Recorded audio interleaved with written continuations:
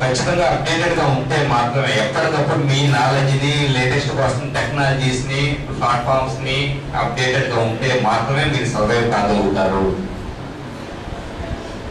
అది ఒక స్టూడెంట్గా ఉన్నప్పుడు అదే పనిలో ఉండాలి, ఒక జాబ్ వచ్చిన తర్వాత అదే పనిలో ఉండాలి.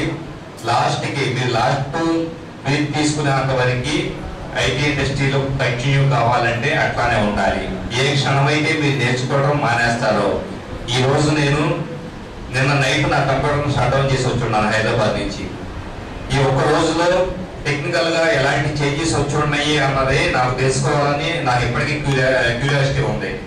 నేను వెళ్ళిన వెంటనే, రేపు మార్నింగ్ హైదరాబాద్ వెళ్ళిన వెంటనే నేను ఫస్ట్ చూసేది నిన్నటికి ఈ రోజుకి అసలు టెక్నికల్గా ఎలాంటి చేంజెస్ వచ్చి ఉన్నాయి అన్నది తెలుసుకోవడానికి ట్రై చేస్తాను. ఎందుకంటే ఇది నా ఫీల్డ్, నా సొంతం అనుకున్నాను. ఎప్పటికప్పుడు నేను డైనమిక్గా ఉండాలనుకున్నాను. అలా ఉన్నాను కాబట్టి, అలా ఉంటున్నాను కాబట్టి ఎక్కడైనా కానీ నా నాలెడ్జ్ కావచ్చు, దేనికైనా రెస్పెక్ట్ లభిస్తుంది. సేమ్ ఇదే మీకు కూడా అప్లై అవుతుంది. అంటే మీరు డైనమిక్గా లేకపోతే, మీరు కొత్తగా నేర్చుకోకపోతే, ఏమేమి వస్తున్నాయో తెలుసుకోకపోతే కనుక, జీల్ లేకపోతే కనుక, కొత్త విషయాలు తెలుసుకోవాలి జీల్ లేకపోతే కనుక డెఫినెట్గా మీరు ఇండస్ట్రీకి పనికిరారు.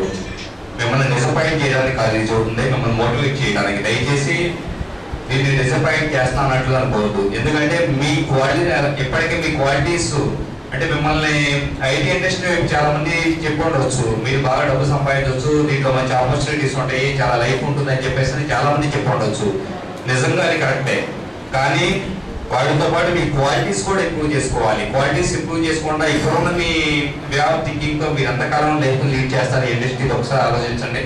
నాకు నుంచి నేను చెప్పిన క్వాలిటీస్ అనేది ఏ మాత్రం మీ మైండ్లో లేకపోతే మీరు ఎంతకాలం అని చెప్పేసి ఐటీ ఇండస్ట్రీలో ఉండగలుగుతారు.